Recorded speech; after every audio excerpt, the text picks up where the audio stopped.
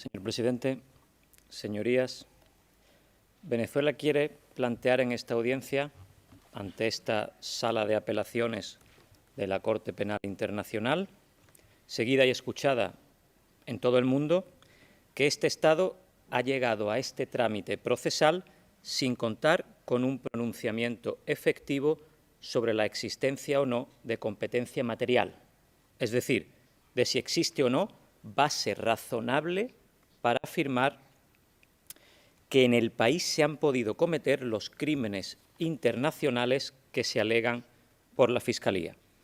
Venezuela lo niega y ha ofrecido pruebas y argumentos suficientes de ello a lo largo de toda la tramitación de esta situación y específicamente en esta audiencia.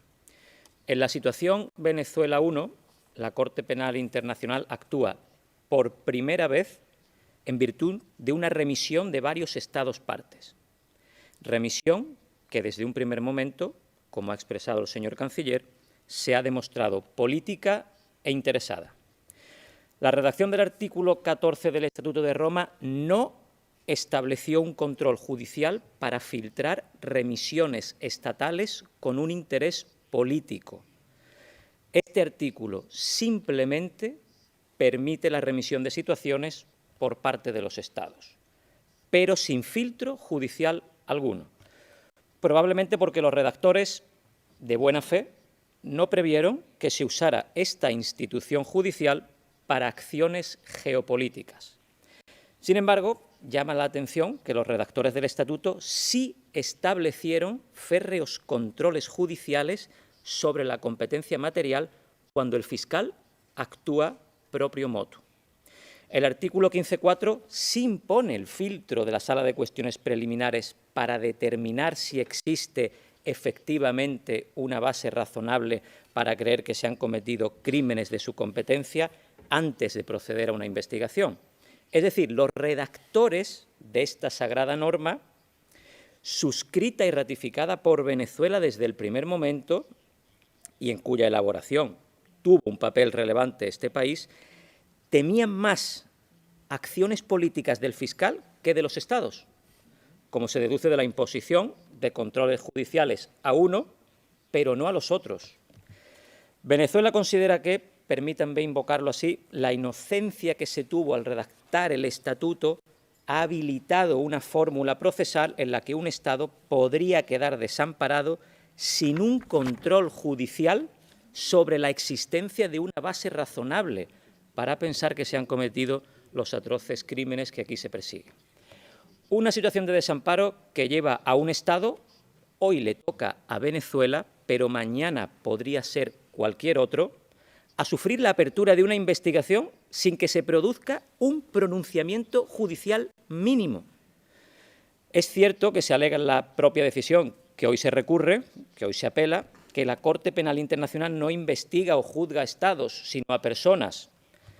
Pero el daño o perjuicio que se causa con investigaciones arbitrarias es sumamente grave a todos los niveles, tanto institucionales como económicos u orgánicos. Por ello es necesario destacar en este momento que la situación Venezuela 1 comenzó con un examen preliminar iniciado ex oficio el 8 de febrero de 2018, lo que supone que cualquier inicio de investigación necesitaba de una autoridad judicial de acuerdo al artículo 15.4. Sin embargo, ese marco legal cambió drásticamente tras la estratégica remisión política de 6 Estados partes el 27 de septiembre de 2018, por las razones políticas ya expuestas por el señor canciller. Este fue un movimiento procesal con la clara finalidad de eludir que los jueces de esta noble institución pudieran filtrar lo que se alegaba contra Venezuela. De lo contrario, los Estados partes habrían dejado que el examen preliminar siguiera por el motu propio hasta enfrentarse al artículo 15.4.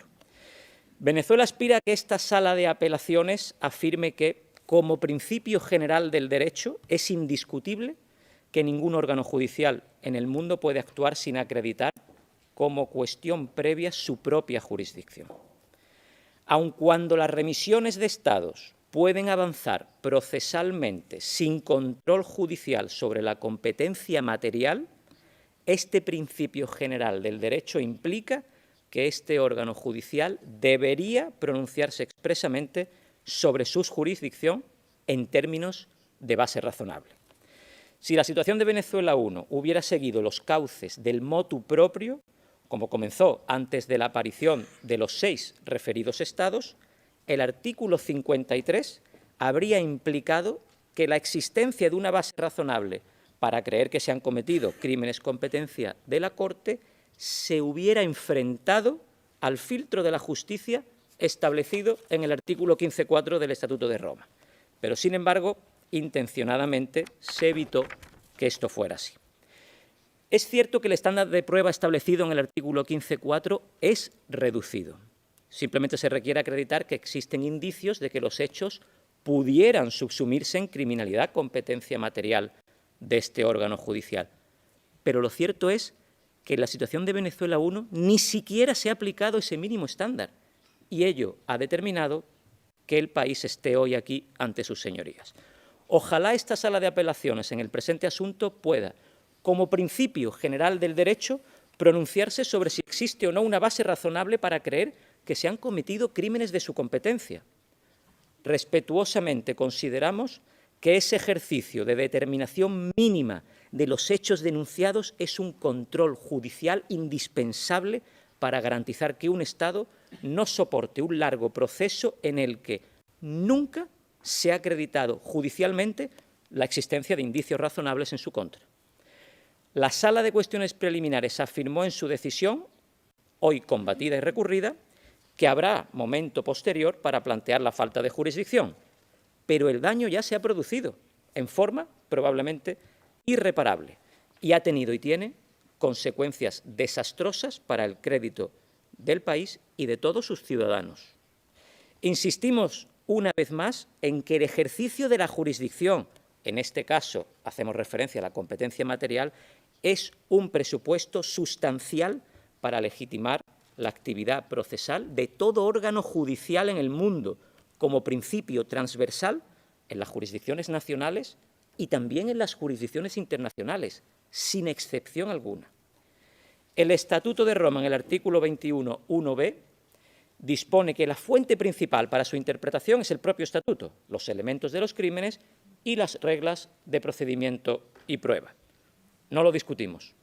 Sin embargo, debido a la laxa redacción del Estatuto, un grupo de países con intereses políticos coyunturales muy concretos, de los cuales ya se descolgó uno, ha conseguido eludir todos los controles judiciales. Esa redacción no previó un movimiento político de estas características, con consecuencias tan nocivas como esta. La Corte debe aplicar las fuentes de derecho propio, pero no puede olvidar los principios generales del derecho internacional, cuando haya una laguna normativa en el sistema que rige su actuación. En concreto, la Corte se refiere regularmente al principio del efecto útil, y ello implica que los jueces deben interpretar las disposiciones del Estatuto de forma útil. En este sentido, esta Sala de Apelaciones, aplicando lo dispuesto en el artículo 21.1c del Estatuto de Roma, debe pronunciarse, y así lo solicitamos respetuosa y firmemente, sobre si existe o no la competencia material que alega la Fiscalía, a la vista de los hechos que se le han presentado y tiene a la vista. Por nuestra parte, consideramos que hemos probado suficientemente que los postulados de la Fiscalía no integran los estándares mínimos suficientes para que la Corte asuma la investigación que se propone en contra de la República Bolivariana de Venezuela. Muchas gracias, señor presidente. Thank you very much for your presentation. Gracias por esa presentación y ahora voy a consultar a mis colegas jueces para